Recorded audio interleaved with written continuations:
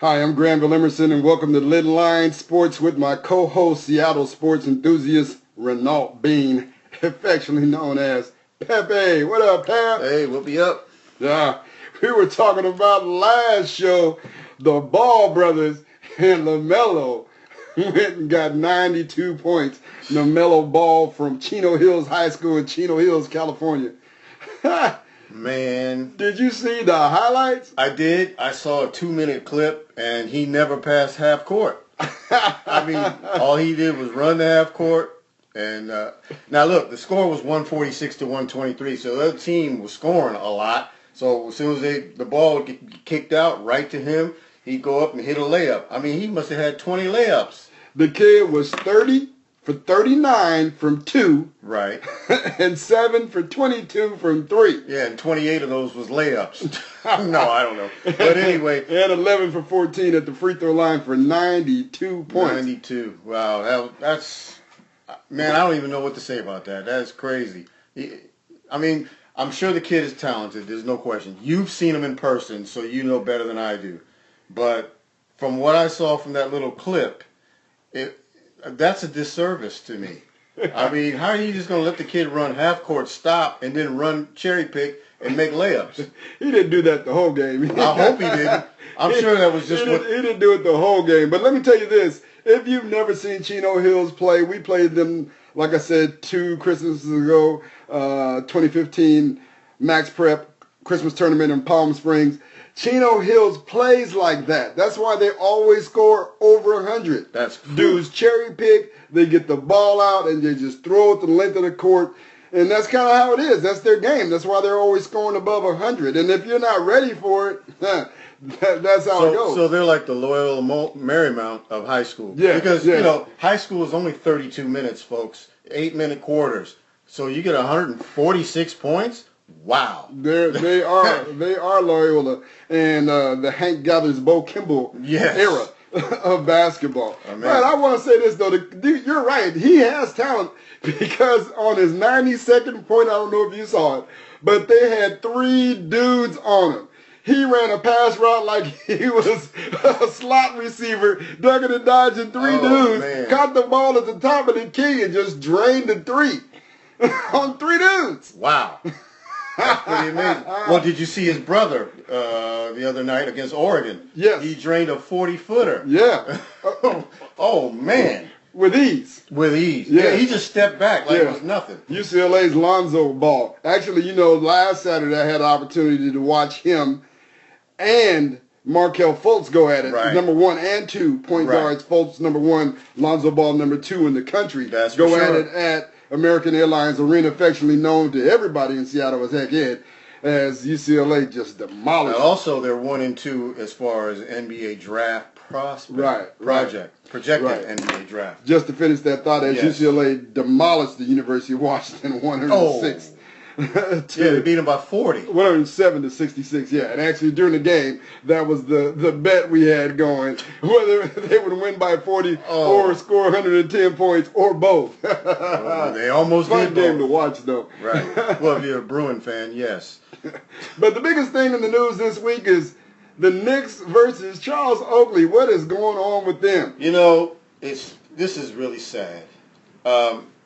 Charles Oakley was sitting with, he said he was sitting with 4 friends. Yeah. As per normal, he wanted to catch the game. Charles Oakley has said he's a Knicks fan. He loves the team. He was, you know, everybody knows he was a former Knick.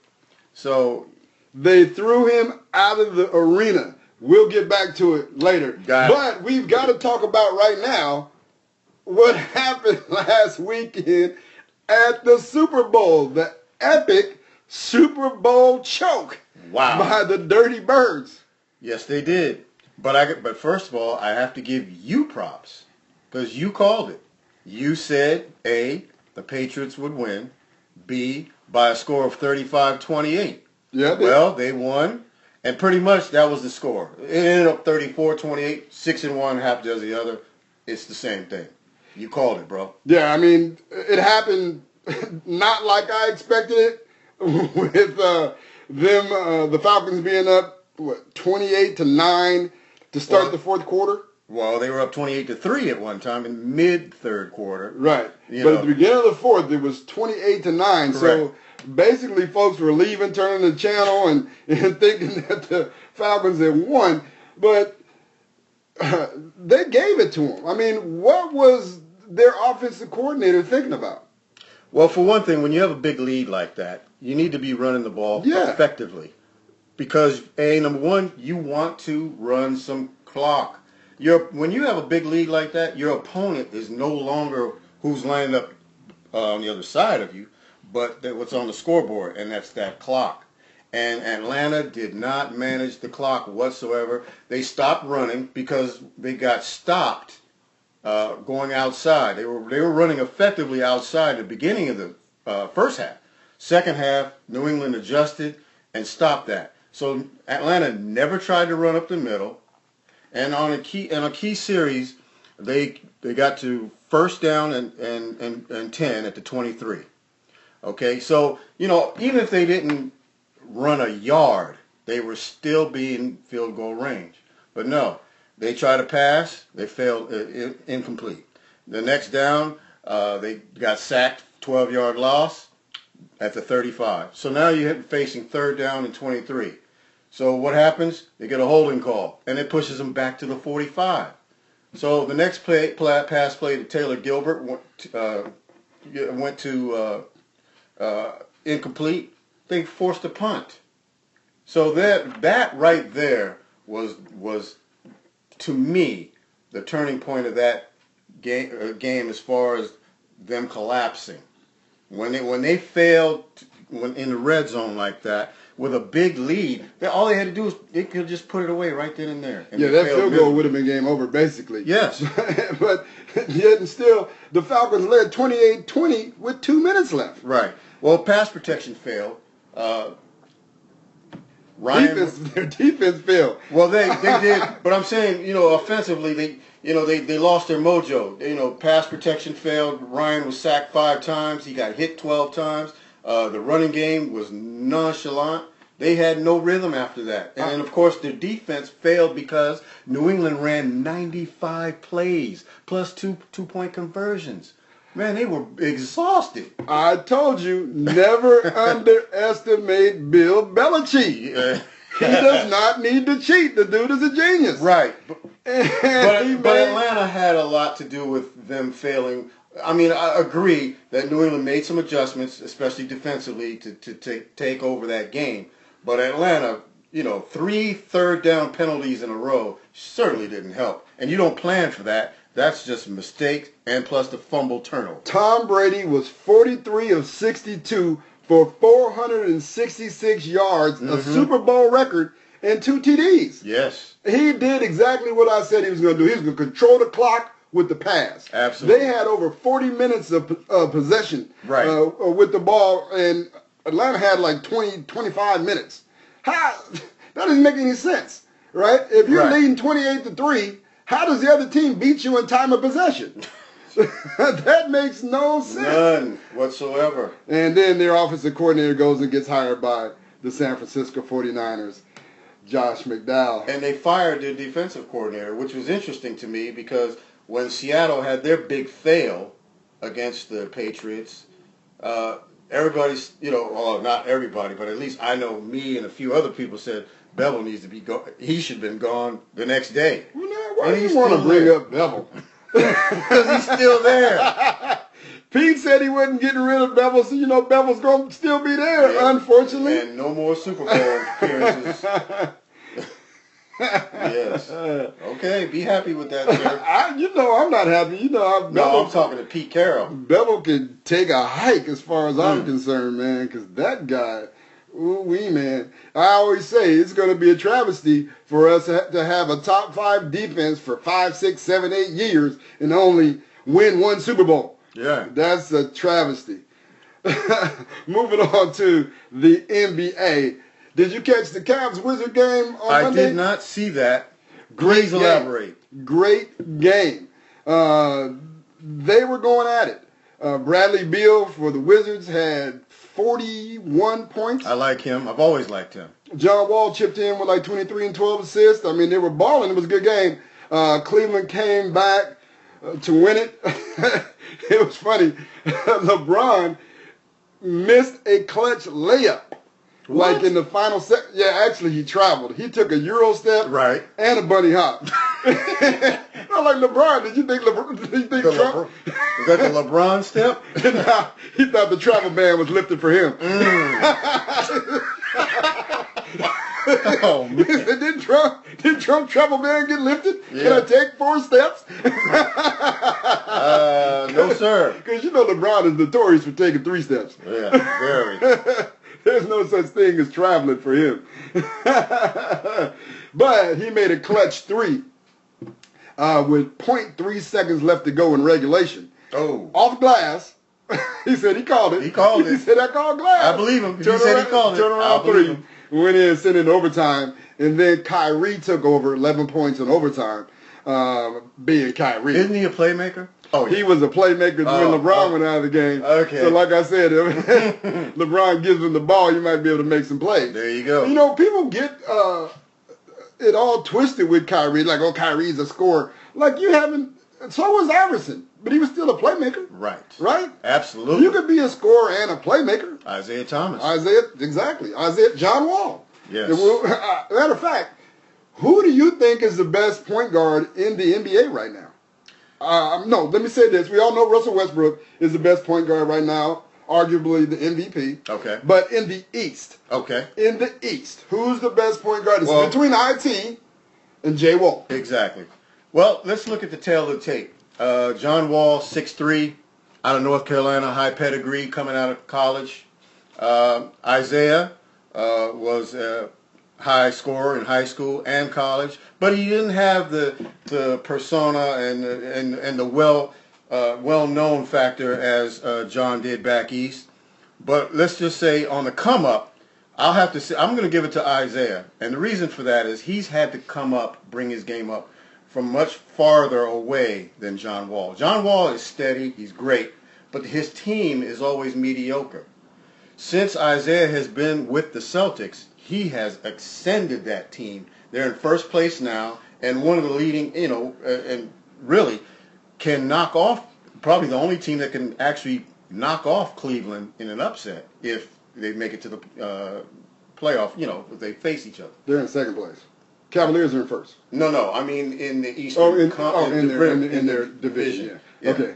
Yeah, Isaiah accounts for roughly 42 to 48 points per game, and Wall accounts for 43 to 53 points per game if you add their assists and their points. So what Thomas is at 29.2 and 6.3 assists. Wall's at 23 points per game and 10.5 assists. And, they're both phenomenal. Isaiah is 5'8", 5'9", tops. Yeah. He was a second-round draft pick as the last pick in the NBA draft with the Sacramento Kings.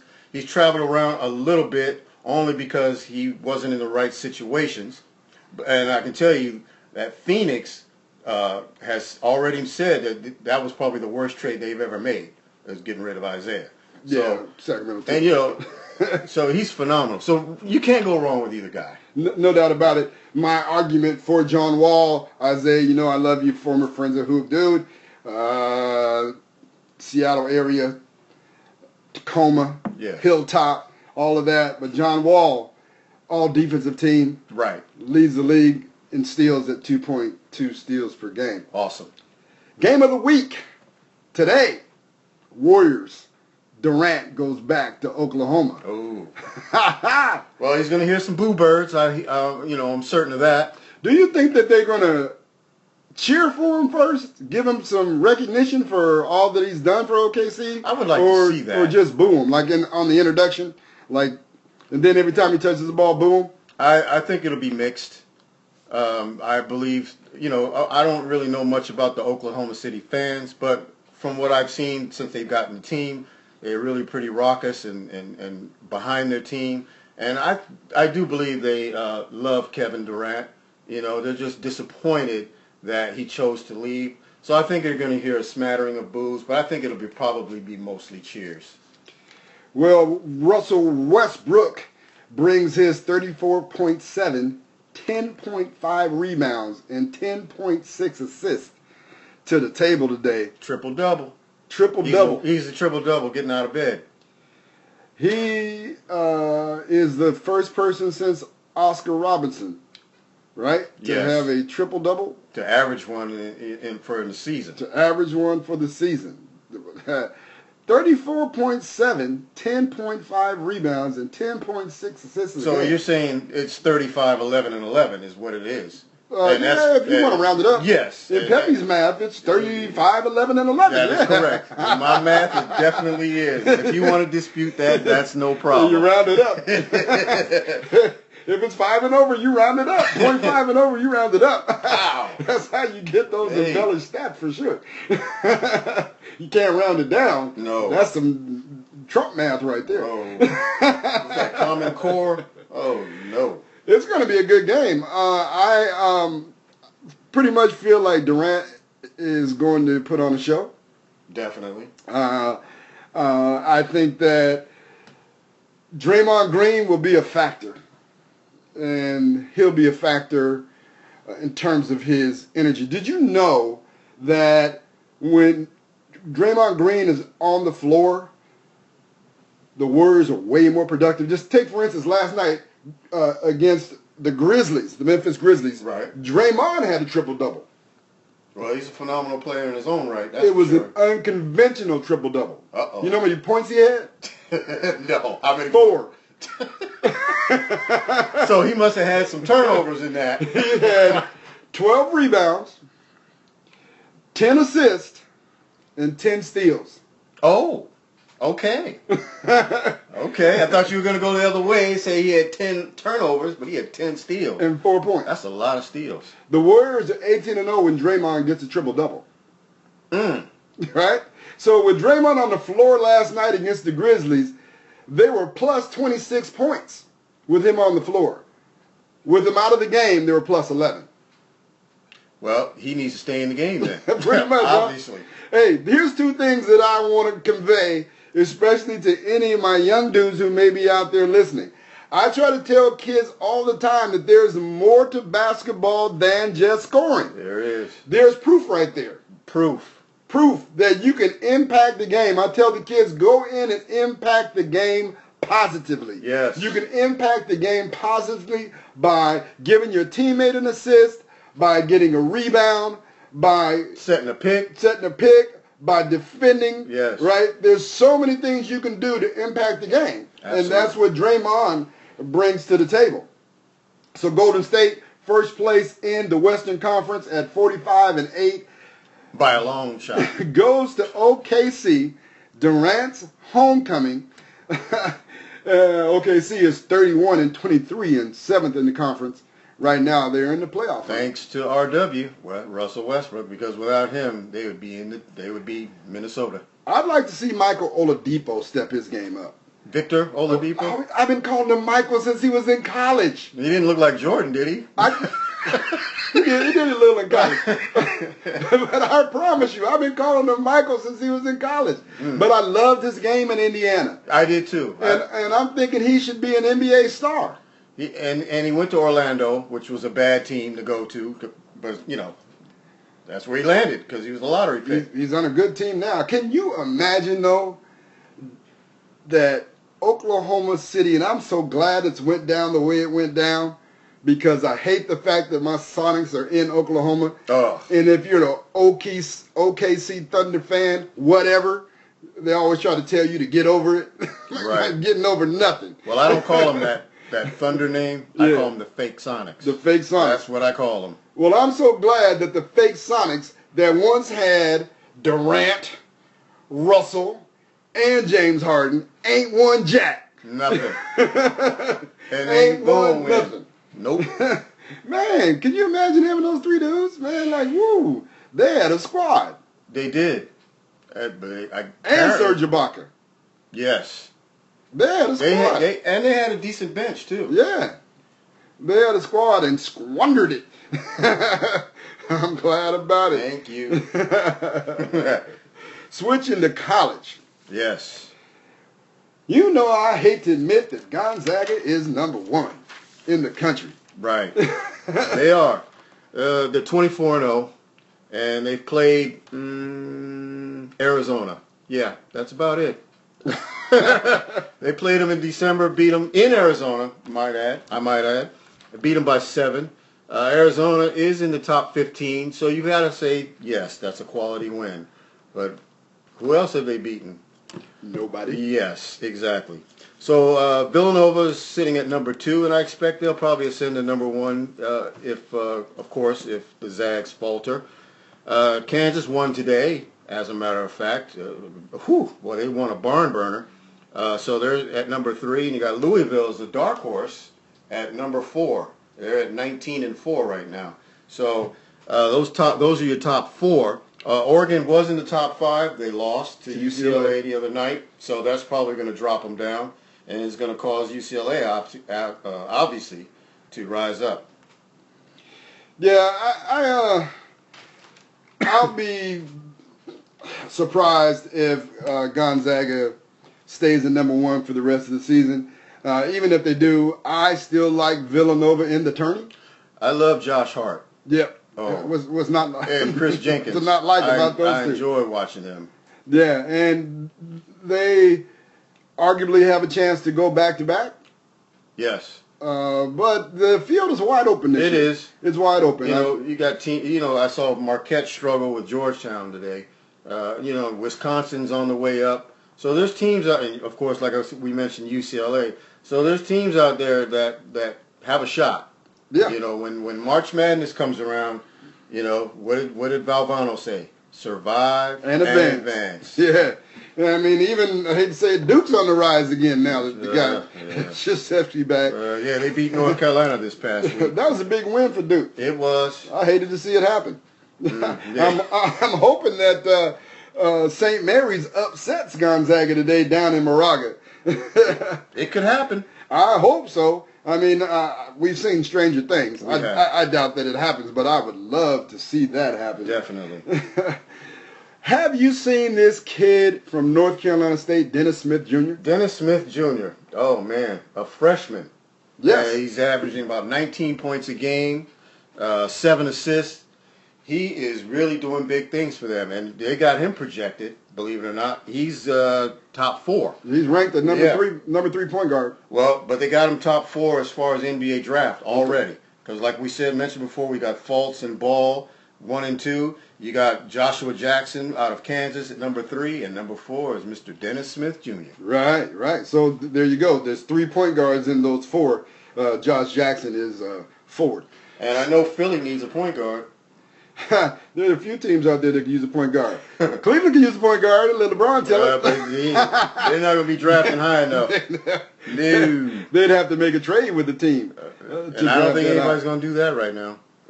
Yeah, I think Cleveland is, segueing back to the NBA, going to be all right. They say LeBron may be wearing down, but we'll see. But I'm loving what I see in college right now. Oh, yeah. These kids, Ball and Smith and Fultz, they are spectacular players. Yeah. To be the face of college as a freshman is really something. Phenomenal. It's really phenomenal. Goes to say a little something about the upperclassmen, but that's kind of how it is. Well, that's the thing. You know what? When you make it to the upper class in college basketball, you're not that, because if you're great, you don't last that long. You're not going to be in college that long. You're not going to be a junior or senior for the most part. You're going to be out of there. Yeah, well, here's the flip side of what happens. Kids do not get a chance at major colleges to grow. You're either going to come in and be one and done, and then you're going to be gone. So, to make room for the new freshman class, the upper class, they have to transfer. Yes. That's why you have like 4,000 transfers a year. It's kind of crazy. That's a good way to look at it. I didn't think of it that way, but that's great. Yeah. Absolutely. You got to go because there's only so many scholarships a school can give out every year. So if you have a strong incoming freshman class, you got to get rid of some kids. And I'm sure some of those upperclassmen are pushed out. to put it mildly. Yes. I can tell you a few that are going to get pushed out this year that I know of. Man, did you happen to see your boy's celebrity all-star game, Antonio Brown, during the Super Bowl? Did you see DJ Khaled? I saw a little highlight blurb of him. I can tell you, I do not like these celebrity basketball games. These things, you know, ballers want to be rappers want to be ballers. You know, I remember SI did an article on that many years ago on just that, and to me, it's a joke. It's ridiculous. DJ Khaled, what is he? 5'7", 300? How old is he? I don't know. But this guy, why are you on the court trying to? What are you trying to prove? Well, I guess he was coaching, right? Because he was dressed. He had on jeans and a jacket. Okay. He was sagging. That was the bad part about it. So, for those of you who didn't see it, DJ Khaled is coaching this celebrity all-star team, Antonio Brown of the Pittsburgh Steelers, and the ball comes out of bounds, and he catches the ball and comes on the court. The game stops, and he starts going between his legs. He comes out sagging, so his pants are underneath his butt. He got the plumber's butt look with the crack showing in the back. Crack kills. Stop freaking. Don't call Beacon. He's got his crack showing. I'm like, DJ, pull that up. Pull that up. He's trying to pull his pants up. He's trying to dribble. He's trying to shoot. His pants are falling down. He can't make a basket. They're giving him opportunity after opportunity. After the fifth shot, he finally makes it. I'm embarrassed. You know, it's an oxymoron for one thing. Celebrity, all-star. I don't know any celebrity that can play ball. I really don't. I played myself. I'm not saying I played at a high level, but I played at a good enough level where I played against guys from New York, Chicago, in parks, everywhere, and I can hold my own. I don't know any celebrity out there. You might have a better knowledge of that since you lived in L.A. for 20-some-odd years. So I'm sure you might know some celebrities that can ball. I have yet to see one. I don't know too many celebrities that can ball, but I will say Kevin Hart does hold his own, especially for a little dude. He can shoot it. Okay. Have you seen him shoot?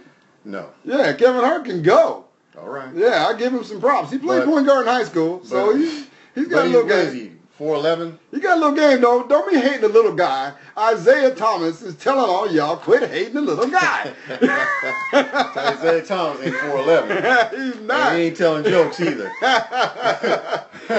He's a real baller. Well, he's balling on the court, and Kevin Hart is definitely balling in the television and film business. Yes, he is. He's the new James Brown, the hardest working man in show business. That dude got, I don't know nobody that puts out 4 films a year. This dude got 4 films a year. At least.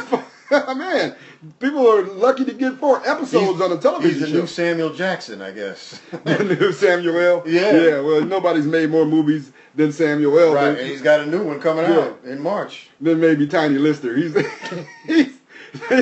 Debo from Friday. If you ever look up his movie list of movies, man, laundry list. He's made so many movies. It's unbelievable. Some of his parts might have only lasted a minute and a half, but he was up in that joint. Just got on my soda, Craig.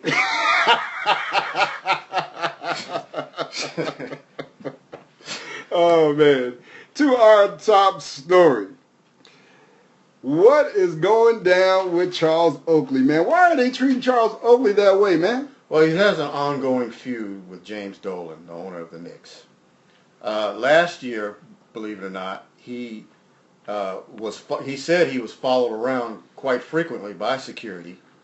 He's been to several games with no incident, but this past Wednesday he was at a game with 4 friends, and now MSG personnel are saying that he was being belligerent and bad-mouthing James Dolan.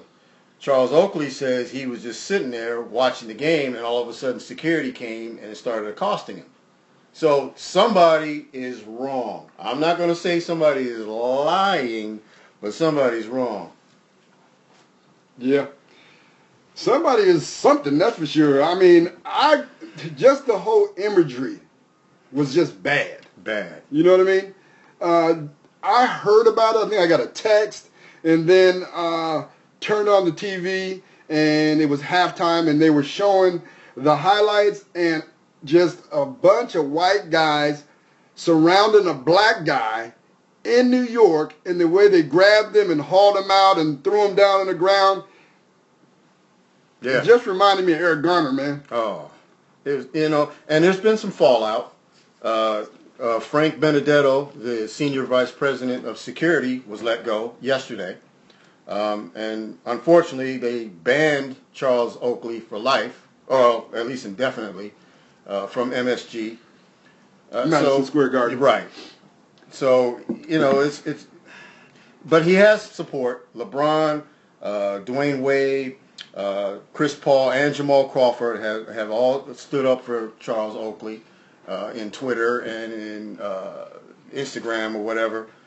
So, he was Oakley was briefly denied access to MSG sometime last year as well. So the ongoing feud he has with Dolan, I don't know what the story is on who's the actual truth of what happened that night. But something, if he was saying under his breath, man, I'm tired of Knicks, Dolan, whatever, he could have been saying it, under his breath or whatever. And the Knicks are saying that he needs help, that he was intoxicated. But in his interview, he didn't look intoxicated at all. He was very clear in his statement. Yeah. So something is not right, obviously. Well, Oakley said that he didn't know that Dolan was there, sitting 4 rows in front of him, and why would I be shouting at a man 4 rows in front of him? But then Blake Griffin said that he noticed Charles Oakley going over to Dolan and saying something to him. Griffin was like, oh, I saw this guy approaching James Dolan, and I go, oh, that's Charles Oakley. So that's kind of conflicting right there. It is, but it could be that maybe Dolan saw Oakley first and had said something, and what that could have made Oakley get up and go say something to him back. I don't know, but that could be the scenario. To think that Oakley would be there and just start berating James Dolan, it sounds silly to me. Yeah, well, the fans say that he didn't. There are fans that were seated around him that said that he was not shouting at James Dolan. So that's the whole thing is kind of crazy to me. The craziest part to me is Charles Oakley, one of the pillars of the New York Knicks franchise, they've only had like one winning season since Charles Oakley was there with Ewing and X-Man, Xavier McDaniel and all those guys. And he is beloved by the city of New York. But James Dolan has denied this cat. He had to buy his own ticket to the game. Right. Peppy, as long as I've lived, I have never bought an NBA ticket. And I can't tell you how many NBA games I've been to. Yes. So Charles Oakley has to buy his own ticket? And that tells you his dedication to the Knicks. Yes. He said, I love the Knicks. I come to the games because I want to watch them play. I want them to do well. So why would he go there and berate James Dolan, the owner of a team that he loves? How does Charles Oakley have to buy his own NBA ticket? Man, that I can't fathom. There's no way. Yeah. The last time they harassed him at Madison Square Garden, he bought his own ticket. He was in the concourse, and security came up to him and asked him, what are you doing at the game? Watching the damn basketball game. Yeah. That's what I'm doing at the game. I got a ticket. I bought my own ticket. But he did say last year security was following him around, carrying on. So they definitely have a watch list of people probably that they don't want at games, and he's probably numero uno for whatever reason. I don't know the story with him and Dolan or what their feud is about, but it's significant, especially to this level where he gets kicked out and humiliated on national TV, and now he's banned. The funny thing was it was just real to me though was Jalen Rose. said that the Knicks fans, they had arrested Charles Oakley. He said the Knicks fans are going to be protesting, hollering, "Free Oakley, lock up Dolan." Right. Well, it's funny you mention that because at the New York Rangers game, NHL hockey game on Thursday, they were chanting "Free Oakley." Yeah. So it's already started. Yeah. Man. Well, if there's a choice between Charles Oakley and James Dolan in New York, they're going to choose Oakley every time. Yep. There is so much dysfunction going on with the New York Knicks, and it starts at the top. It starts with Mr. Dysfunction himself, Phil Jackson. Oh. Yeah, and Spike Lee said, listen, LeMelo and Phil Jackson, I'll pack Phil's bags. Yeah, I read that. Yes, I'll help him pack. So, Spike wants Carmelo to stay and let Mr. Jackson say adios. And Phil Jackson, what has he done for the Knicks, really? I think Phil Jackson is the most overrated basketball figure ever. I say that Doug Collins would have won 6 NBA titles with the Chicago Bulls if he would have stayed, because they were right on the brink of winning. It was their time for it to happen. Hey, I'll go you one better. I'll say 8, because if they let Collins through all that and Jordan does not retire, Houston Rockets do not get those back-to-back titles. It would have been good. But I don't think they had anybody to deal with the Dream Shake at that particular time. That was just the Dream Shake's time. It was his time because Jordan wasn't there with the Bulls. Yeah. That's my opinion. Yeah, folks, I'll give you that. You form your own opinion. Yeah. I mean, you heard what I said. If you agree or disagree, we want to hear from you. Actually, yes, we want to hear from you. Comment on Facebook, or if you don't want everybody to know your comment, send it in to Lidline Sports at yahoo.com. Tell us, number one, do you think Charles Oakley should be banned from Madison Square Garden? No. And why, or why not? And tell us if you think that Doug Collins would have won 8 championships, or Jordan would have won 8 championships if he wouldn't have retired over Akeem the Dream Olajuwon in that squad.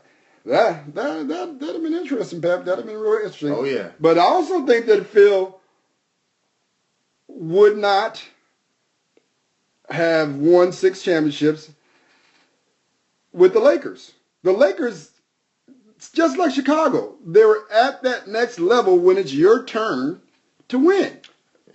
Kobe and Shaq, how can you not win? I mean, if you don't win with those guys. Absolutely. They had already been through their growing pains when Phil arrived. Right. Right? Ta-da, here I am. Let me get you over the hump. Yeah, they could have won with Kurt Rambis. It didn't matter. Yeah.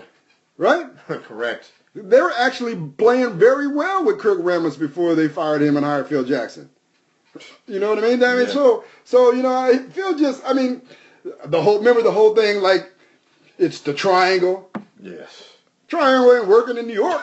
They might have some other triangle. Well, I think in New York they don't understand geometry. Algebra. Don't put down New Yorkers. No. Triangle. No, I'm not saying New Yorkers. I'm saying New York Knicks. The triangle only works when you got the talent to run it. Right. So my college, where I graduated from, freshman year, Long Beach State, the inventor of the triangle, Tex Winter. The 49ers. 49ers. That's what we ran in college. We had to have the talent to win. Rest in peace, Tex. Couldn't get past UNLV and the Running Rebels with the triangle. So it's not the triangle, it's the personnel. If you got the personnel, you can run whatever. You can run flex. You can run whatever you want to run if you got the talent. So I just think Phil Jackson is overrated. He's way overrated as a manager. President of operations or whatever he is at the New York Knicks. They're just in disarray. They don't know if they're going or coming. And I know Carmelo wants to be traded. I didn't think that Carmelo would be good with Cleveland, but I actually think he would. Really? Yeah, I actually think he would. I don't think he would demand the ball. I think he gives you another guy that can create his own shot when you need a shot created. He takes the pressure off LeBron having the ball. So, you know, I think it would be a good deal all around. I think they would make it work. Okay. So I didn't think it so at first, but after I was watching, Carmelo's game, I'm like, oh, yeah, I can see it. Okay. I can see it. But if LeBron wants it to happen, it's going to happen. For sure. So we'll see. I just wish they wouldn't give up on Kevin Love like that, but. That's true. What do you all think? You think Carmelo would be good with the Cleveland Cavaliers? Where do you think Carmelo should go? Do you think he should stay with the Knicks? That love affair is over. So for sure. He's got to go somewhere else. Speaking of Jordan, did you hear what Jordan said to the Golden State Warriors? I did. And in looking at it, the owner of the Golden State Warriors, Joe Lacob, basically he was butthurt, man. They're having the owners meetings in New York on the collective bargaining agreement. The owners, they meet every so often about certain things that's going on in the NBA or for future times, so they can set up and get ready for that. So over dinner and drinks, there's 6 owners together, and actually Dan Gilbert of the Cleveland Cavaliers was there. And the conversation was between, the Warriors and Cavaliers, and the Warriors winning 73 games. And Jordan, all he said was, listen, 73 games don't mean jack doo-doo if you don't win a championship. And Joe Lacob got butthurt over that. He made a true statement. Yeah, but why do you got to say that? Why does Jordan have to say that? Why not? He didn't say he didn't say it to the press. Jordan didn't go to the press, have a conference, and say, hey, listen, the Warriors, blah, blah, blah. He didn't do that. He was with the owners talking amongst themselves. Joe Lacob got butthurt about that, and then he took it to the press and said he was hurt by Jordan's comments. But my point is, Jordan doesn't need to be talking about that. When's his team ever going to win 70 games? Never. Well, not Charlotte. That's what I'm talking about. We're not talking about Jordan as a basketball player. We're talking about Jordan as an owner. He's sitting in a group of owners, right? Talking about team stuff, not about his individual accolades. Mm-hmm. We're talking about team stuff. So Joe Lacob could have said, talk to me when you're Charlotte Bobcat Hornets, whatever you want to call them, even get to the second round of the playoffs. See, Lacob is afraid of Jordan because he even said, I can't believe he said that, but I didn't want to challenge him.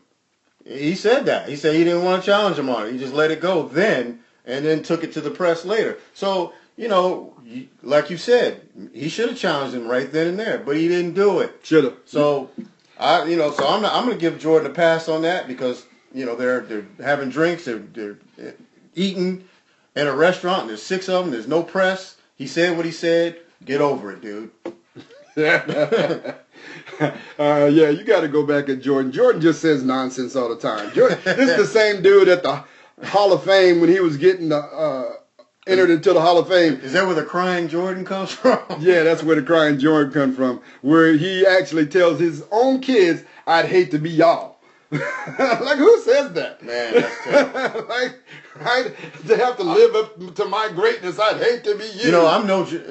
People that know me know I'm no Jordan lover. I'm no Jordan fan whatsoever. But in this instance, I'm going to go with MJ on this one. So I see your point. You make a good point. But I'm just, I just think the guy just, got his feelings hurt. So I'll go with you on Lacob getting his feelings hurt. But I also stay with Jordan as just petty. He's petty to me. Well, he always brings up petty stuff. Right. Just the same dude. Who in the hell does this? He, when he's being inducted to the Hall of Fame, flies a dude to Springfield, that the dude that made the 12th man on his high school team the year that he got cut. Just to point at him and say, can you believe he made the team and not me? Who does that? Man. Jordan is the king of petty, man. I'm trying to tell you, man. Yeah, that dude. That's petty. And his name ain't Richard. For you NASCAR fans. They ain't racing cars. No. Man. What about Steph Curry, the activist, though? Did you hear about that? Yeah, I did hear about that. Steph Curry said, you know, the CEO of Under Armour had said that Trump was good for the country. And he said Trump was an asset. And Curry said, yeah, if you drop the ET. Bam. Yes. Well, he ain't wrong. Or as the kids on my team say he's not wrong. That's funny. Yeah. But Curry did meet with Henry Plank, and they talked about what that statement actually meant, and he wanted to know if Under Armour, who Curry represents, is down with Trump. And Curry told him if they are, we need to reassess what we're doing right now. Yes. So I got to give Curry some props for standing up on that. Actually, his name is Kevin Plank, the CEO of Under Armour. Yeah, and you know what? Curry is employed, so to speak, by Under Armour. So you got to give him some props for speaking out, like you said. I mean, because you know, anybody that speaks against somebody that's representing them, well, that takes some cojones. Yeah, Under Armour's trying to come up. They're battling Nike. They can't lose Stephen Curry. No. Right? Mm-hmm. So, you know, when you are trying to leverage yourself, you got to know what kind of leverage you got. Right? So Curry knows the leverage that he has. He's the face of Under Armour. Yes. And they're trying to expand their reach into the sports market with his likeness and name. Yeah, well, they're about to take a step back now with that. Why do you say that? Well, I mean, you know, feuding with Curry. Oh, yeah. Yeah, well, there's also the argument that any publicity is good publicity. So yep. That's true. That might hold up for them in that vein, too. So, I don't know. But good for Stephon Curry. Steffi, I love what Martellus Bennett is doing in boycotting the Patriots' trip to the White House to shake hands with Donald Trump. Oh, yeah. I mean, that's what I'm not surprised because we knew that whoever won the next championship, this was going to come about. And, you know, people forget Mr. Brady did not go to the White House to shake hands with President Obama. So now I don't understand why people are making a big stink out of Martellus Bennett doing the same thing. It's his right. Well, Martellus Bennett is black, so that's a whole different thing altogether. Oh, that's a whole different thing altogether. That's what it is. You know, I didn't realize. It's called double standard. Yeah. Well, other players have joined in that. Yes. And even Chris Long. Chris Long, who is white. And Howie Long's son. Yes, that expands the conversation. Absolutely. By doing that. But I love Martellus Bennett's stand and Devin McCourty, who also took the stand with it initially. Now 10% of the Patriots are not going to the White House. So we'll see. I love what Bennett replied to reporters when they asked him why. He said, quote, "I'm woke." And then he also wrote, "Don't get mad because I found what they thought they could hide in books." So I know what's going on in America, and I'm not going to go shake the hand of the man that's trying to lie to America, steal from America, throw products at America. Hey, it's a sports show now. Let's keep it there. Hey, you know, it's life. Sports is life, politics is life, everything is life. There's an intersection with it all. So if you don't like what we're talking about, send me a note.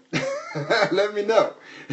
We'll be all right with that, too. Oh, absolutely. What's going down in town real quick? Well, of course, we have Metro League Championships that went down this week.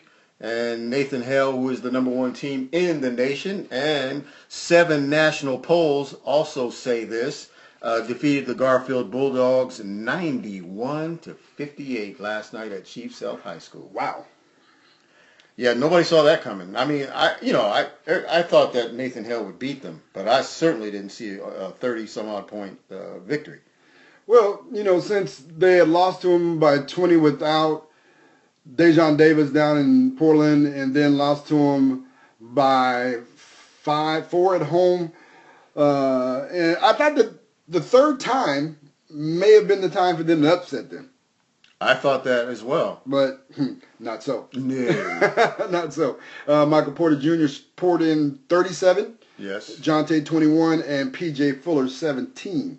Against his old squad. Yeah, high score for Garfield was Jalen Noel with 18. Mm-hmm. So that was, I guess Nathan Hale had something to prove after they struggled with West Seattle in the semifinals. And you know what? They are legit number one. People are saying, oh, are they legit? Well, they did beat Oak Hill. And last Saturday, Chino Hills, who's the number 3 team in the nation, lost to Oak Hill, the Ball brothers. Right. So, you know, that strengthens Nathan Hale's hold to claim number 1 in the nation. And so hats off to them. I mean, really. Brandon Roy has done a phenomenal job. They had a scare the other night against West Seattle, and Roy was not happy with their defensive effort. They were down by 9 in the first half at one time. We got about 3 minutes left. Okay. Is Brandon Roy the next head coach of the University of Washington? I would like him to be. You'd like him to be? I would. The Lorenzo Romar watch is on. It is on. Right now. The Huskies are currently 9-16, 2-11 in the country. Markelle Fultz is hurt. They lost today at Utah, 85-61. And I don't know what's going to happen in that situation. Well, the thing is, they're losing games by blowouts. They're just getting destroyed. You know, it's different if you're competitive, you're playing hard, but they're just not even in games. It's ridiculous. Does Romar make it through the end of the season? That's the $1 million question. I don't think he should, but I can see that. I would say that he probably will. But the thing is, what happened what's today? Saturday. What happened the other night is one of his players who's injured walked up. Malik Dime. Yes. Slapped the kid. Slapped the fan. Slapped 2. Actually, well, his follow through slapped the second one. So he's dropping dimes to the cheek. That is just. I don't blame Romar for that. Don't get me wrong. Right. That I don't blame. Right. I blame the kid totally for that. Yeah, he has vehemently apologized. Malik Dime's the nicest kid in the world. I don't know what their fans have known for saying crass things and being rude. And he apologized to him. There's no charges being pressed. The guy even said it was made right. So he kind of knew that he deserved being slapped. Right. But Malik Dime shouldn't have slapped the kid. As a player, you can never take your frustrations out on a fan.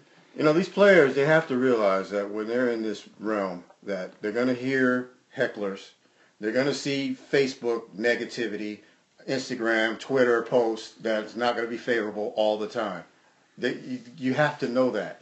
And if you're sitting on the bench and you hear stuff, you have to let it. You just have to let it slide off you. Yeah.